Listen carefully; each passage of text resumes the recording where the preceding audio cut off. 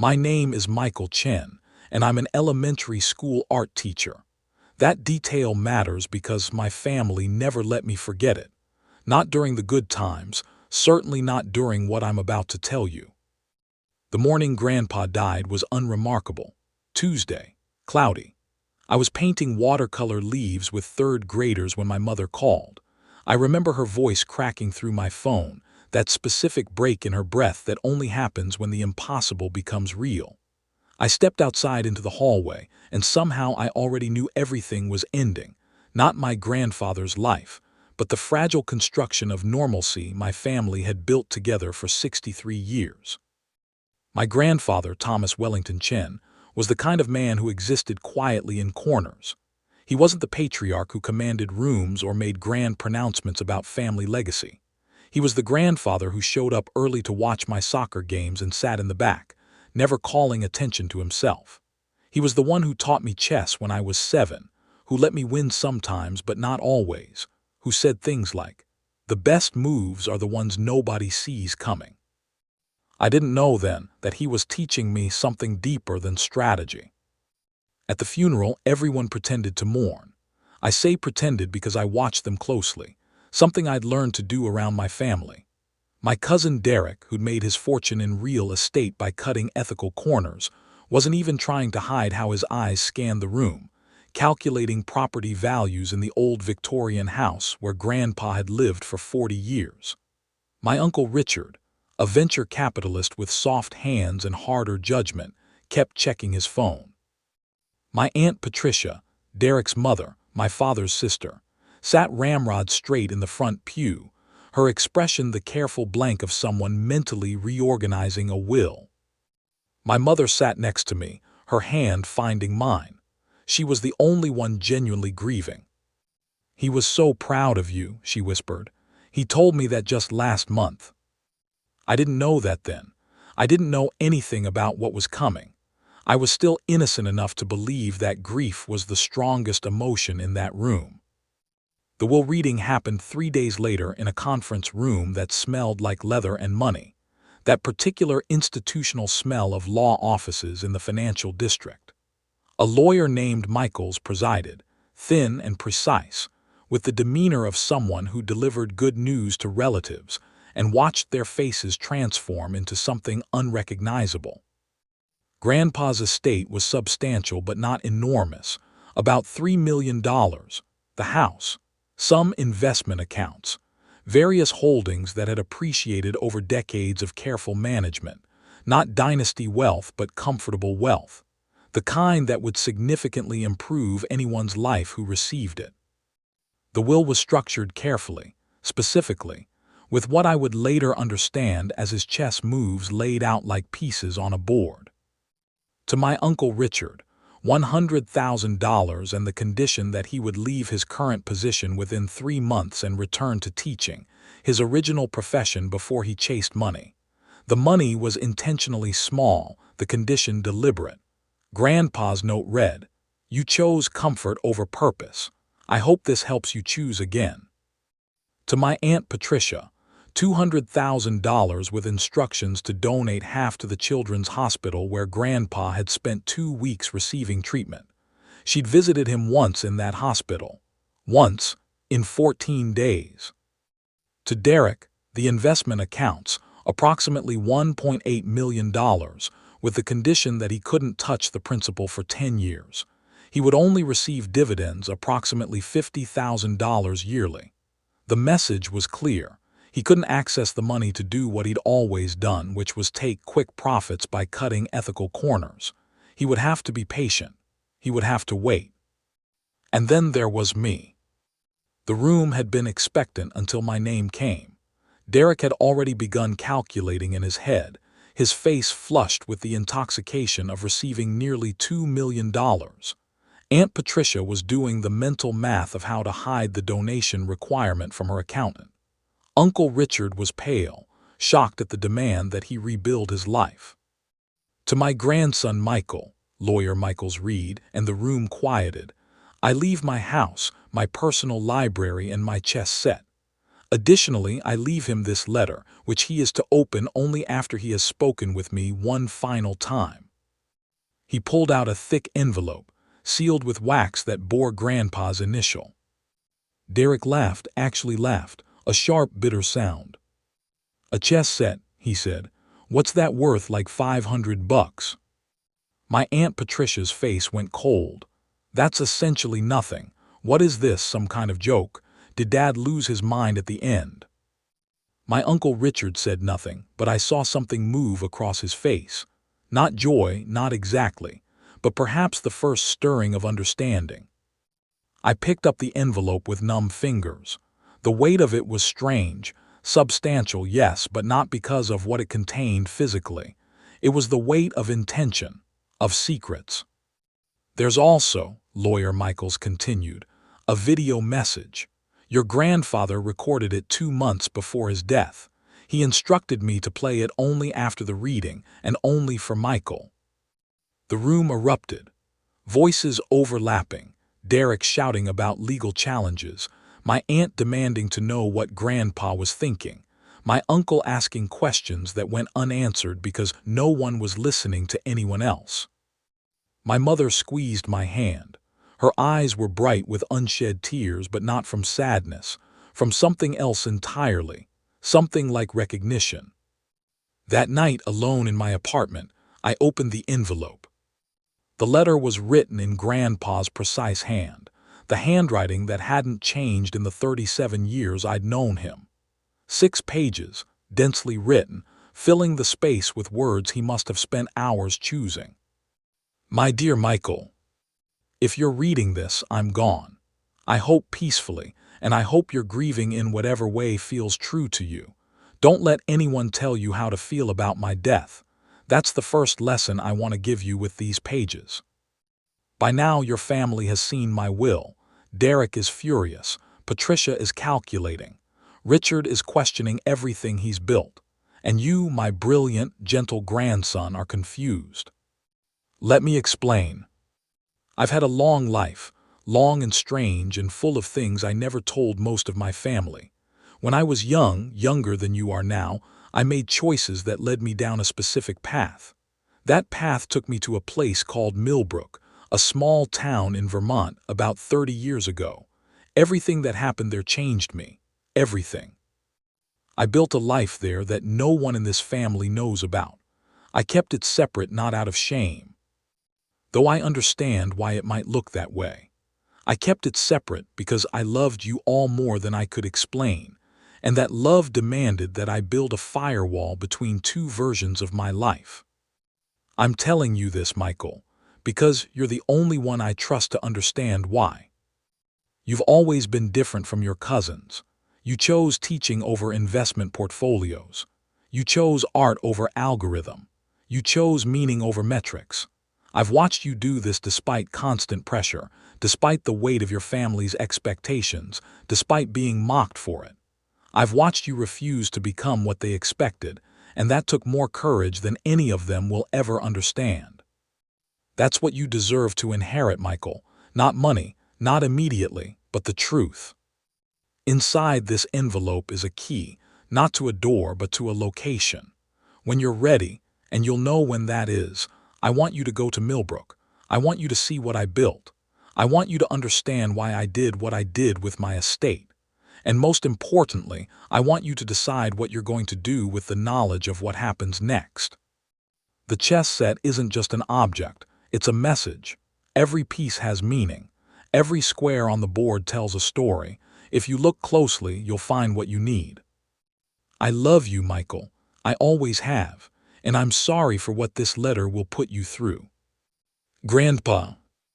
I read it 3 times. On the 4th read, my hands were shaking. A key, a secret life. Millbrook, Vermont. Everything I thought I knew about my grandfather reorganized itself into a completely different shape. I went to the chess set. It was beautiful, handcrafted from walnut and ivory, the pieces carved with the kind of detail that made it clear someone had spent months, perhaps years, creating it. Each piece was different, unique, individual. I'd played with this set hundreds of times as a child. Grandpa had taught me on this board, had let me push my pieces across these squares, had shown me that strategy wasn't about aggression but about patience, about seeing several moves ahead, about sacrifice. I turned the board over. In the left corner of the underside, carved into the wood with the same precision as the pieces, were directions. Not an address but coordinates. Coordinates and a note. The lighthouse keeper's cottage. Ask for Anna. It took me 3 weeks to work up the courage to use that key. In those 3 weeks, my family imploded in ways that were both predictable and devastating. Derek hired a lawyer to challenge the will. He claimed Grandpa was mentally incompetent in his final months. He produced doctors who testified, with straight faces and for substantial fees, that the conditions in the will constituted an illegal attempt to control post-mortem. It was despicable and transparent and cost him about $200,000 in legal fees. The challenge went nowhere. The judge, a woman who apparently had a family of her own and had experienced similar dynamics, was unimpressed. But the challenge cost Derek more than money. It revealed something about him that everyone had always known but never quite admitted. His family meant nothing when his interests were threatened. His sisters stopped calling. His wife, who I'm sure participated in the will challenge purely at his insistence, began spending more time at her mother's house. Uncle Richard made his own choice. He walked into his office on a Thursday and announced his resignation. I only heard about it secondhand through my mother, but I imagined him sitting at his desk, staring at Grandpa's letter, understanding finally that he'd been given a gift wrapped in an ultimatum. The investment world barely missed him. Someone else took his desk, but something in Uncle Richard shifted. My mother told me he looked lighter at the next family dinner, even though he hadn't found a new job yet. Aunt Patricia attempted to hide the donation requirement, actually hiring an accountant to find a loophole. When that failed, she donated $100,000 to the Children's Hospital with a demand that they name a wing after her. The hospital politely declined. She donated the remaining $100,000 anonymously, and according to my mother, spent the next month telling people how grateful the hospital was for her generosity.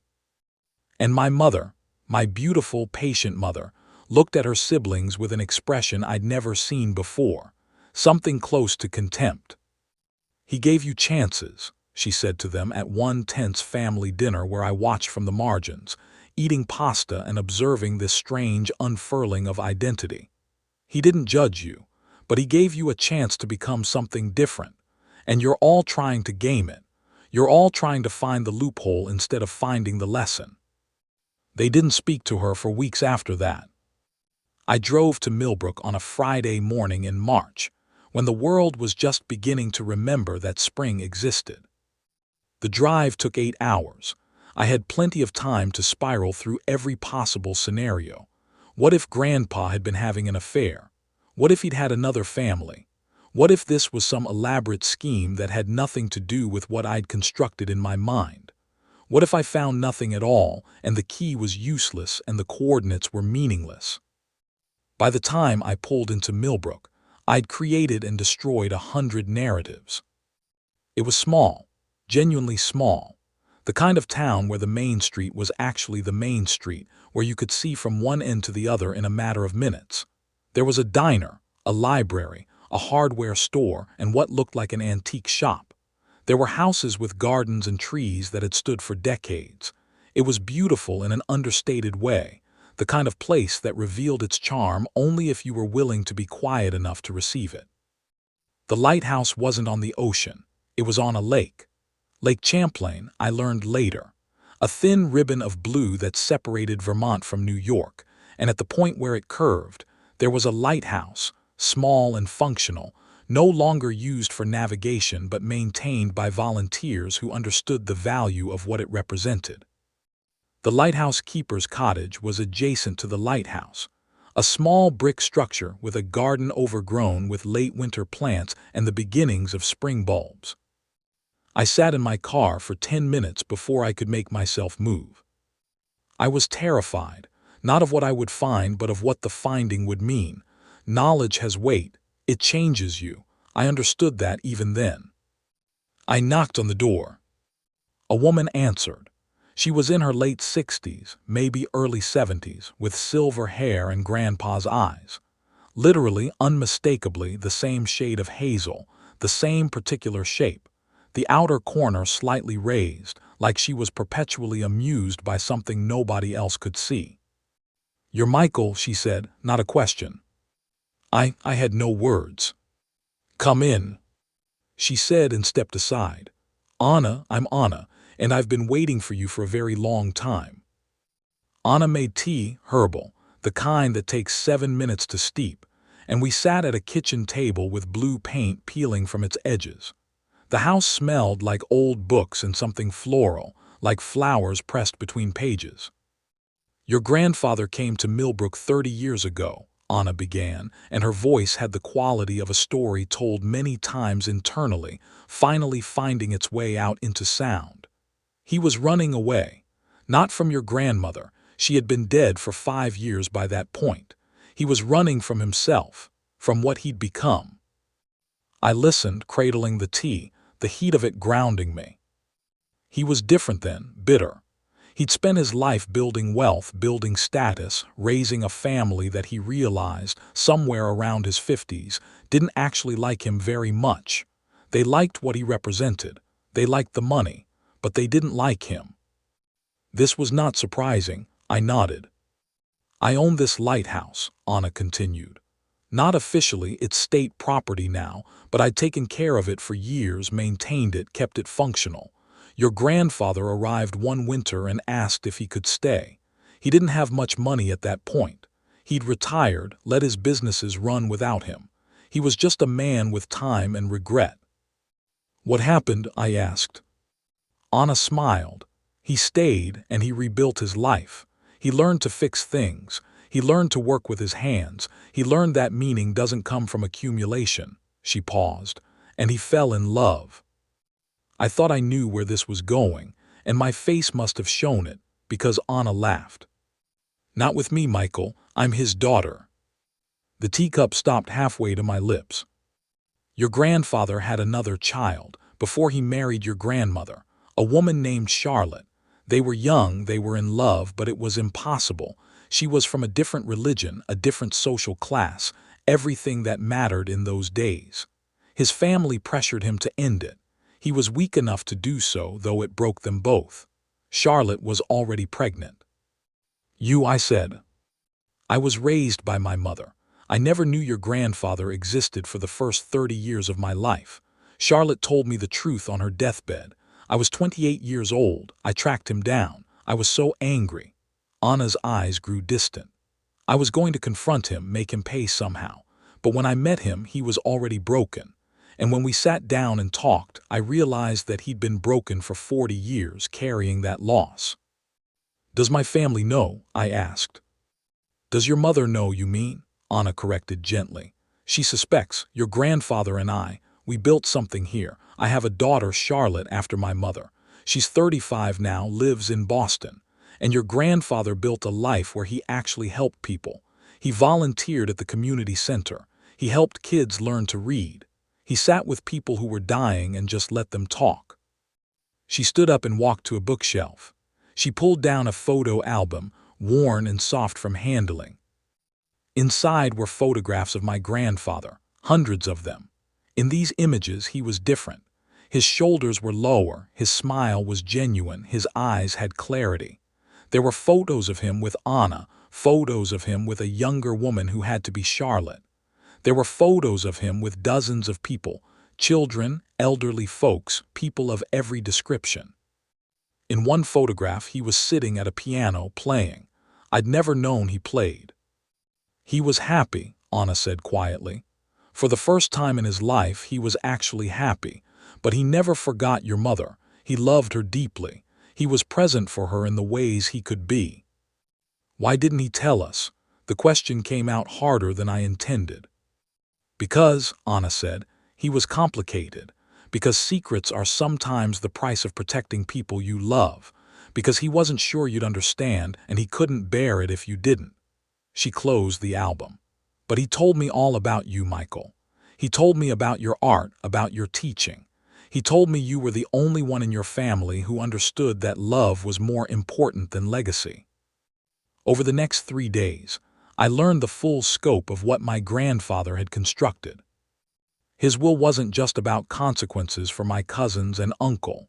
It was about setting them free, forcing them to choose between the addiction to wealth and the possibility of meaning. It was chess, as he'd said. Every move calculated moves ahead. But for me, he'd left something else.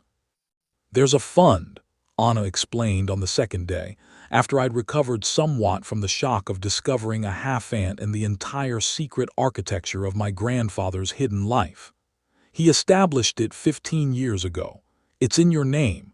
It's substantial. How substantial? I asked. About $500,000. It's invested conservatively.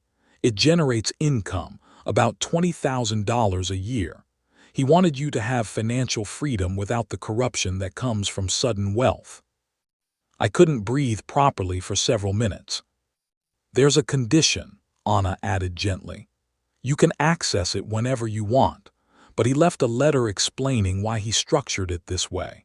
He wanted you to understand that this money came from a life well lived, not from extraction and accumulation. He wanted it to represent a different way of being in the world. I don't understand, I said. Why would he give so much to me and so little to Derek? Because Derek has plenty, Anna said simply. Derek needs to learn that the world doesn't revolve around what he can take.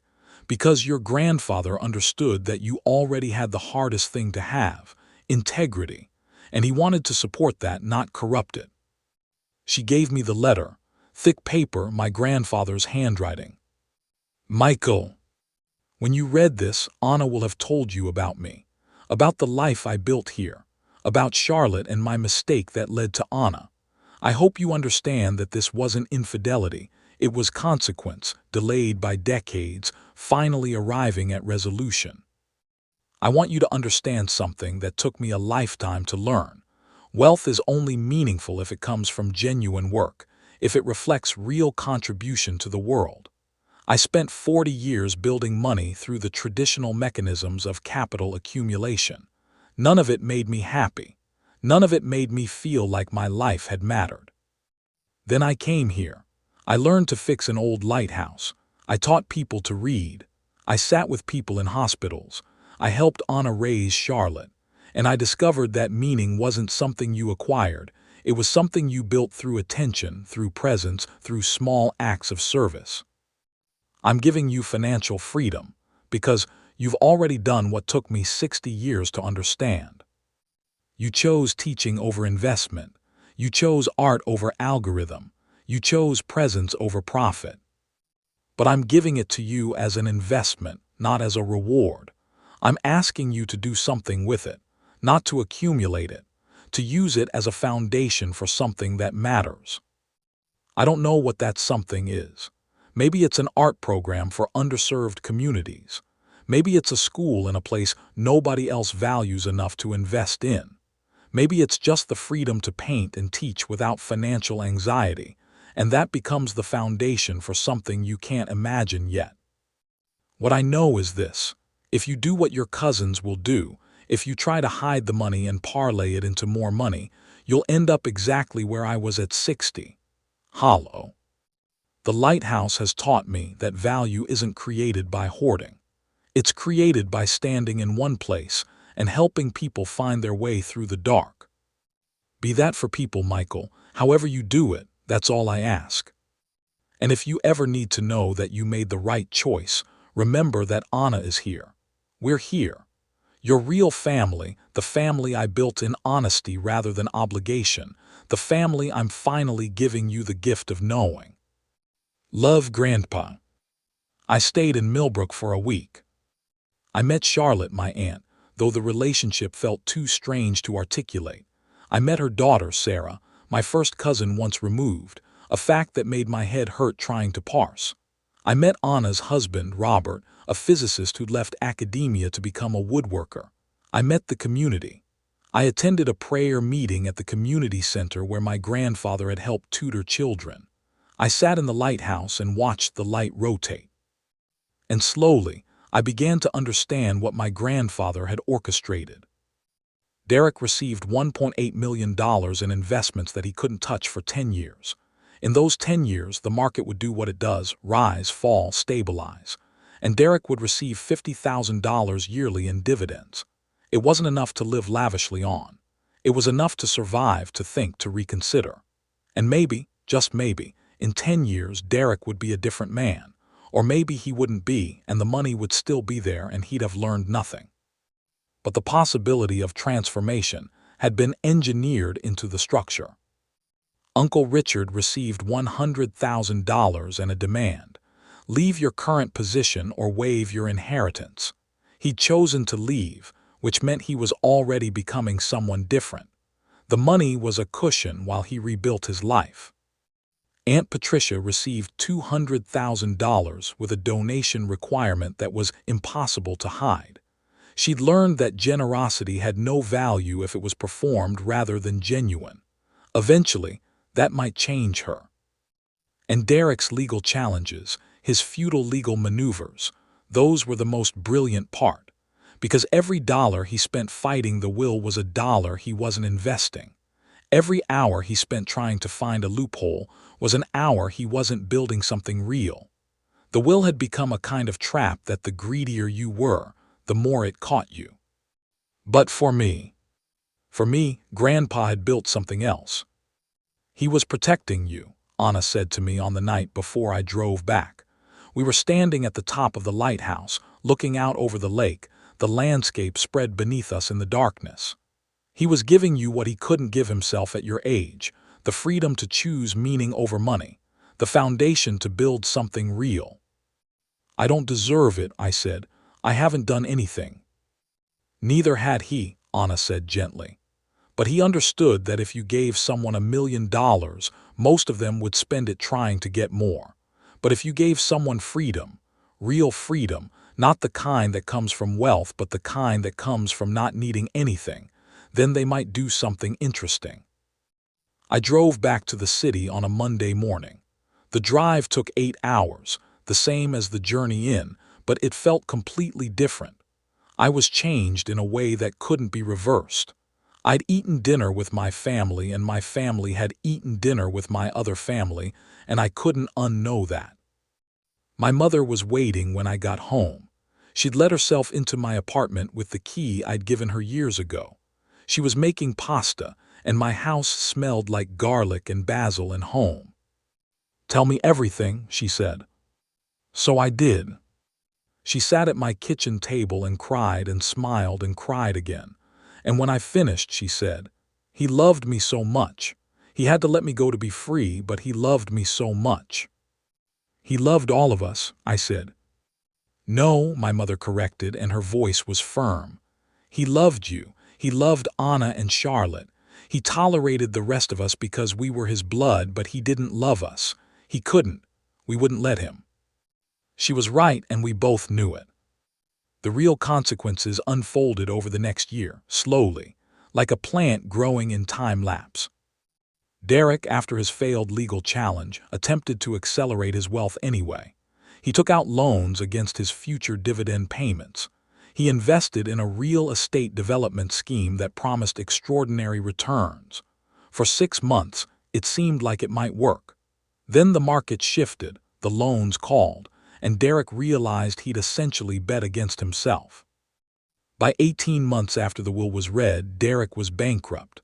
Not destroyed, not actually impoverished, but forced to accept the humiliation of starting over. His wife left him. His sisters didn't call. He moved into a smaller house in a smaller neighborhood, and I've heard through my mother that he's working, actually working, putting in effort for the first time in his life. I don't know if he's happy, but I know he's human now in a way he wasn't before. Uncle Richard enrolled in a teaching credential program at 62 years old. It's taking him longer than it would have taken someone younger, and he's struggling with the physics of standing all day, but he's doing it. My mother reports that he seems genuinely interested in his students' development, which is its own kind of transformation. He's not going to change the world, but he stopped trying to extract it. Aunt Patricia donated the full $200,000 to the children's hospital finally. She took no credit. No wing was named after her, and according to my mother, something shifted in her when she did it. She became quieter, less desperate, less determined to prove something to everyone.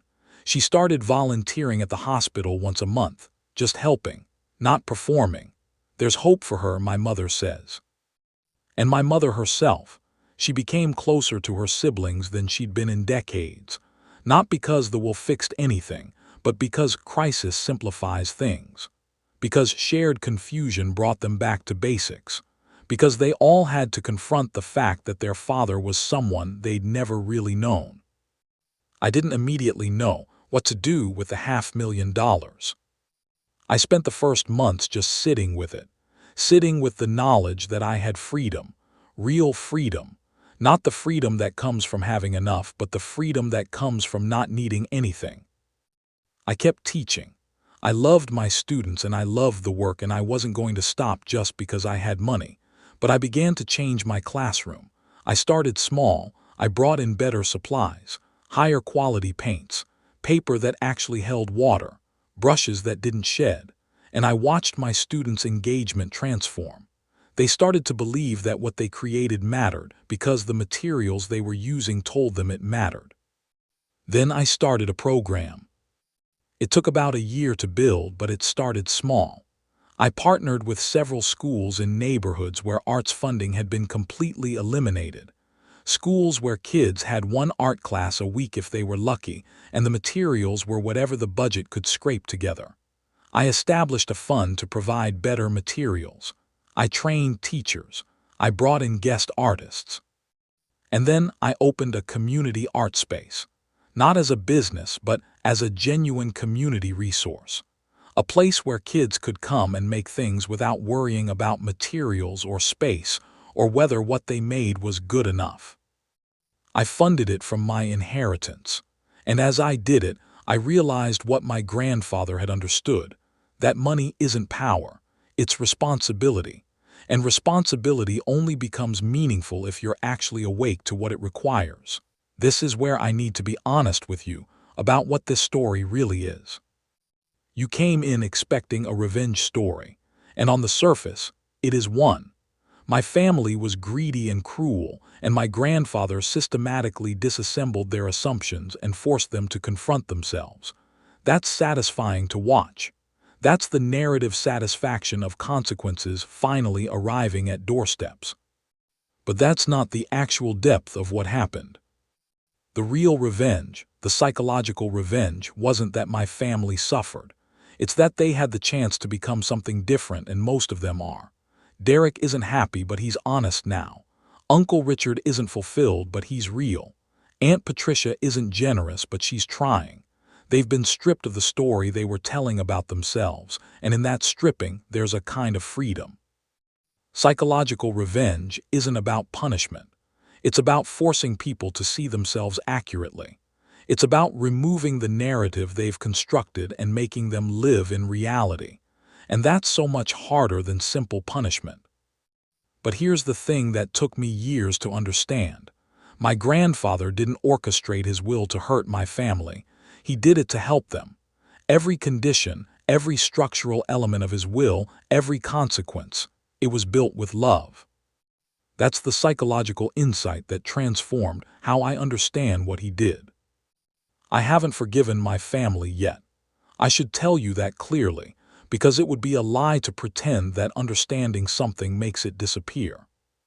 Derek spent decades treating me with contempt. That doesn't evaporate because his life circumstances changed. Aunt Patricia never once called me on my birthday without being reminded by my mother. That doesn't transform into relationship just because she volunteered at a hospital. Forgiveness isn't something that happens to you. It's not a state you achieve. It's a practice. And I'm practicing it imperfectly, inconsistently, some days better than others. What I have done is separate my family from the story they told about themselves. Derek isn't my asshole cousin. He's a man who made choices that reflected his fears and his limitations and his desperation to matter. Aunt Patricia isn't the cold aunt. She's a woman who never learned how to genuinely care about anyone, and she's trying to learn. When I can hold those two things at once, their actions and their humanity, that's when something shifts. Not forgiveness exactly, but something like compassion. And compassion is where transformation begins. A year after I went to Millbrook, I brought my mother there. I want to tell you what happened, but I want to be careful about how I describe it because it matters. It wasn't cathartic. It wasn't emotional in the way movies tell you emotional reunions are. It was awkward and strange and complicated. My mother met Anna. They sat in that blue kitchen, and Anna made tea, and my mother cried. Not because she was devastated, but because she realized that her father had loved her all along. He just loved someone else more, and had spent 40 years trying to reconcile that love with his obligations to his biological family. Charlotte came for dinner. She brought Sarah, who brought her daughter, who had my grandfather's eyes. 3 generations of a family that didn't exist as far as my siblings and cousins knew. 3 generations of love that had been happening in parallel to our family's existence, in secret, in honesty. "He was a better person here," Anna said to my mother at one point. They were standing at the lighthouse, looking out over the lake. "I know," my mother said. "I always knew there was more to him than what he showed us. I just didn't know what." "Does that hurt?" Anna asked. "A little," my mother said. "Mostly it makes me sad that he felt he had to hide it, that he felt like our family couldn't accept him as he actually was." "We couldn't have," Anna said gently. "At least not easily. That's not a criticism of you. It's just the truth of how your family operates. I've spent the last few years learning something that seems obvious but isn't, not really. Money is a form of power, but only if you're willing to let it corrupt you. My grandfather understood this. He'd been corrupted by it for 40 years. And when he came to Millbrook, broke and humble and ready to die, he understood finally that the corruption was optional, that you could have money and still choose not to let it define you. This sounds like wisdom, but it took me years to really grasp it. I'd see the $500,000 sitting in my investment account, growing steadily, and I'd feel this constant low-level anxiety. What if I made the wrong choice with it? What if I let it corrupt me the way it had corrupted my cousins? What if I became Derek, desperate, grasping, willing to hurt anyone to keep it? And then I realized, the anxiety itself was the corruption. The fear of corruption was what was corrupting me. I started using the money differently after that realization. I stopped thinking of it as my inheritance and started thinking of it as resources entrusted to me. There's a difference. One you own, the other you steward. I began funding other artists' work. I started a scholarship fund for students who wanted to study education and art together, a combination of skills that nobody values but everyone needs. I stopped teaching in a school where administration was becoming increasingly hostile to arts education and started teaching in a community that actually valued what I was doing. And something unexpected happened. I got poorer and I became richer. Not financially. My investment still generated about $20,000 a year, which I lived on combined with my teaching salary. I was comfortable but not wealthy, but in every other way I accumulated abundance, relationships, meaning, purpose, the ability to look at myself in the mirror without seeing compromise. That's what my grandfather had learned in Millbrook.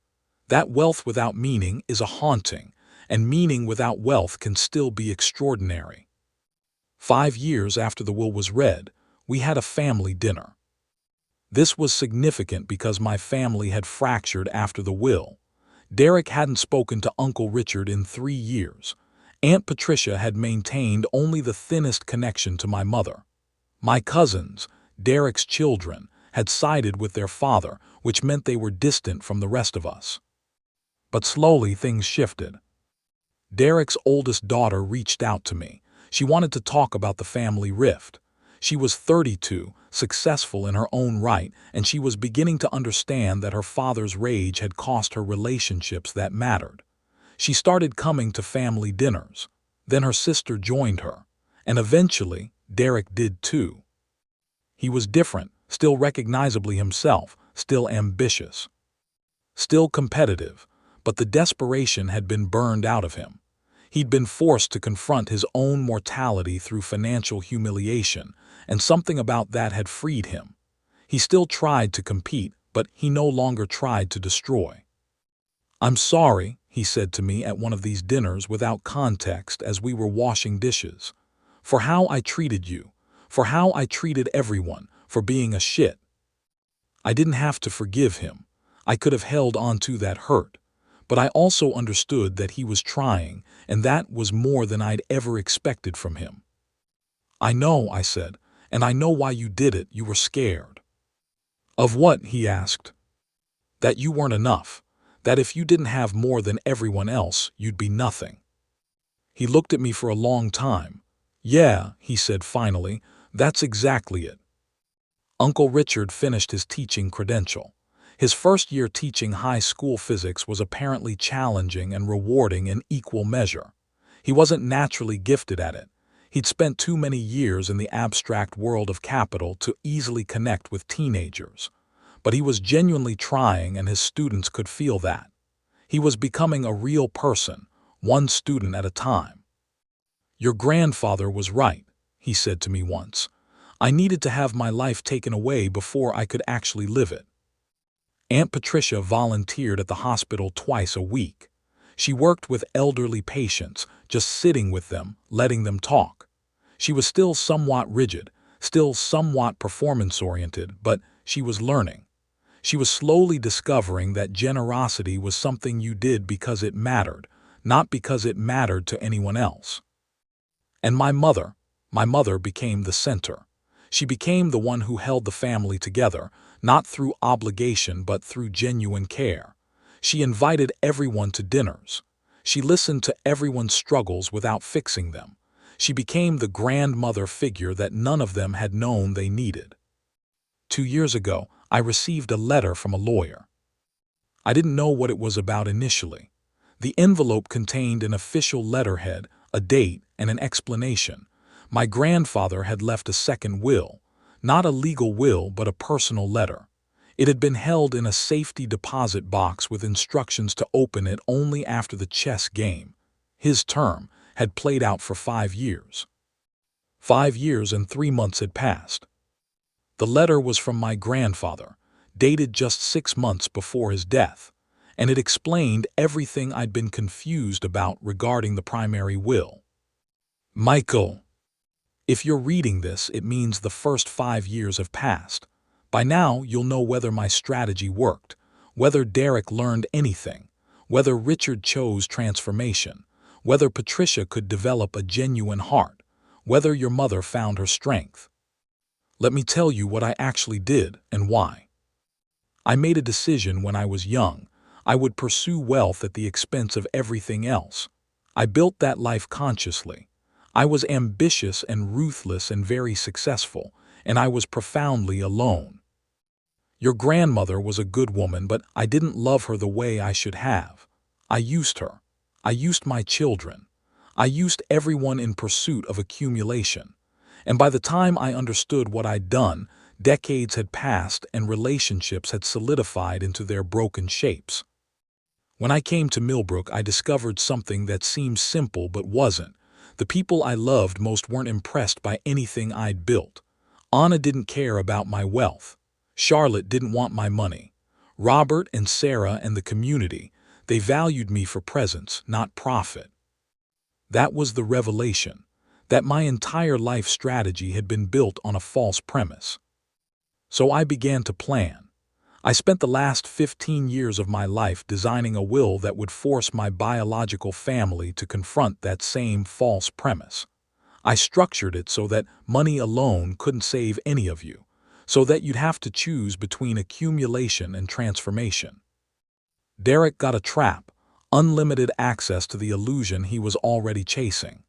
Enough that he could keep trying, but structured in a way that meant if he didn't change his approach, the chase would destroy him.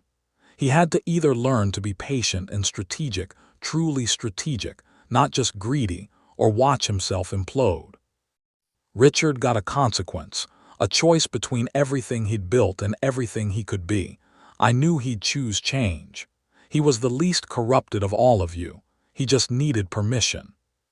Patricia got a burden, the awareness that true generosity can't be hidden or performed.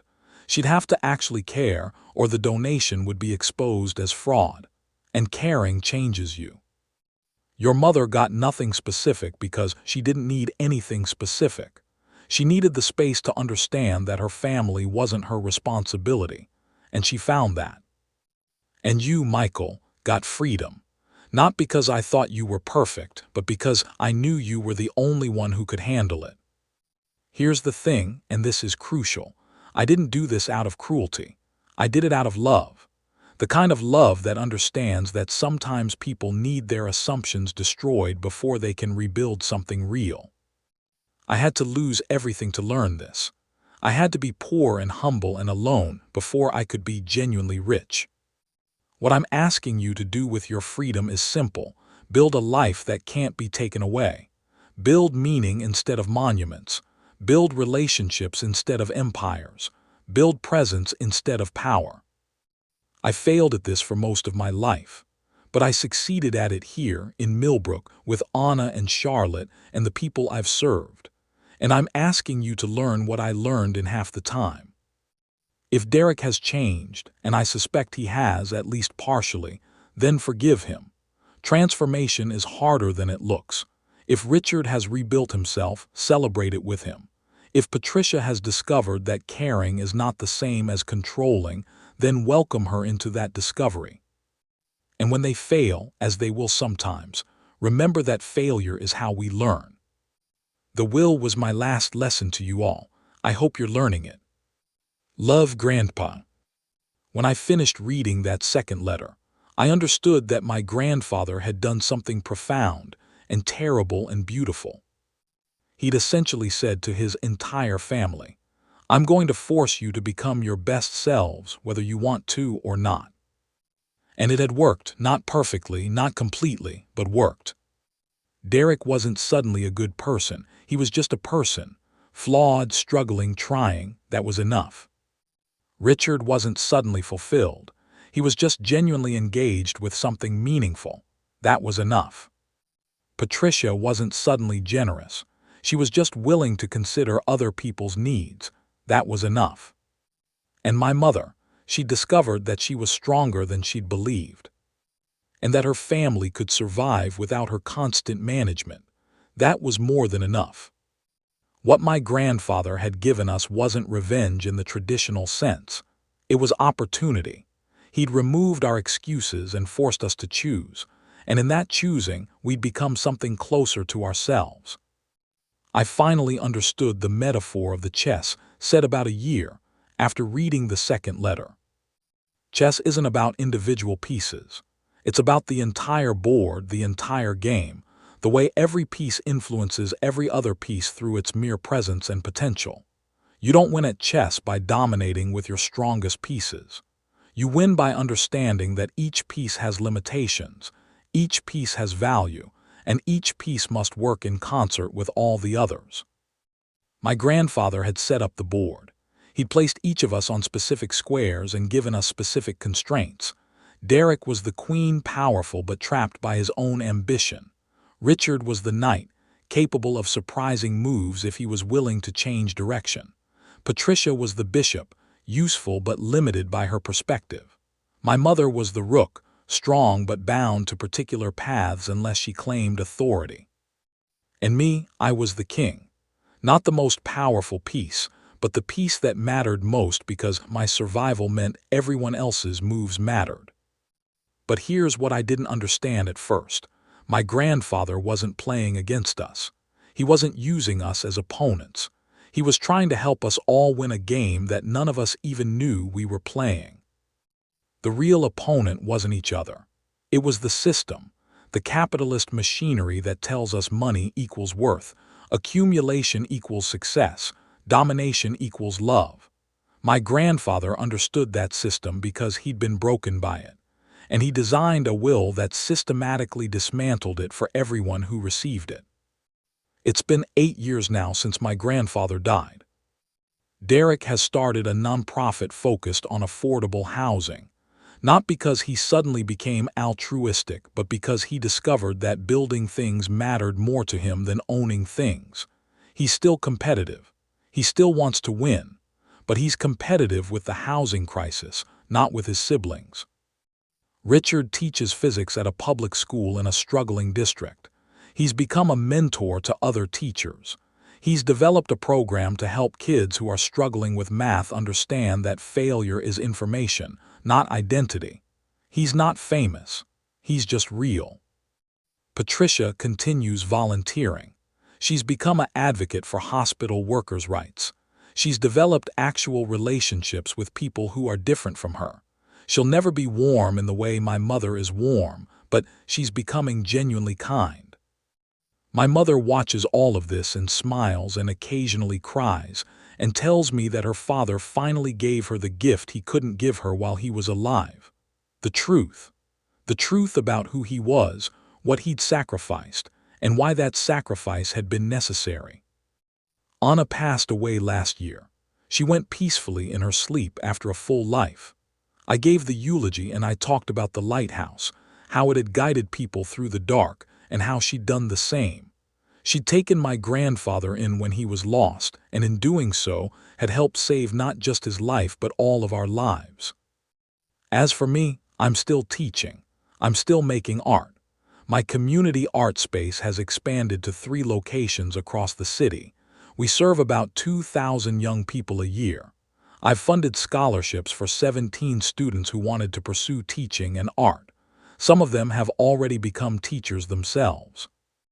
And sometimes, when I'm standing in front of a room full of kids and their faces light up because they've just understood something about color or form or how to turn an idea into reality, I think about my grandfather standing in a lighthouse in Vermont, watching the light rotate, understanding finally that meaning doesn't come from what you build, but from who you help to become.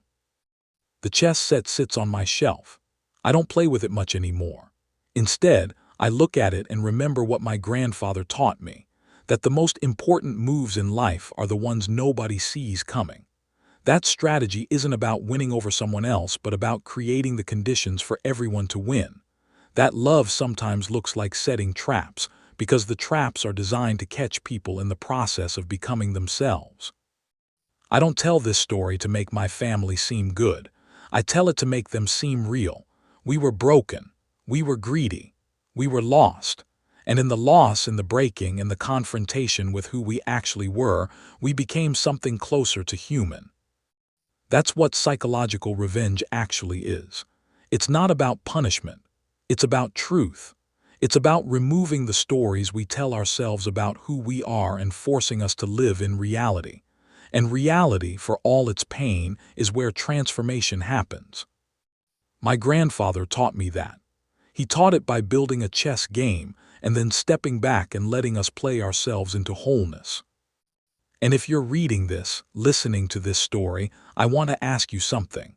What story are you telling yourself about who you are? What false premise are you building your life on? What would it cost you to become real? Because that's the question my grandfather left me with. Not revenge, not punishment, but transformation. And once you start asking that question, you can't stop asking it. You can't go back to the comfortable lies. You're forced to play the game with your eyes open, and that's when you finally have a chance to win.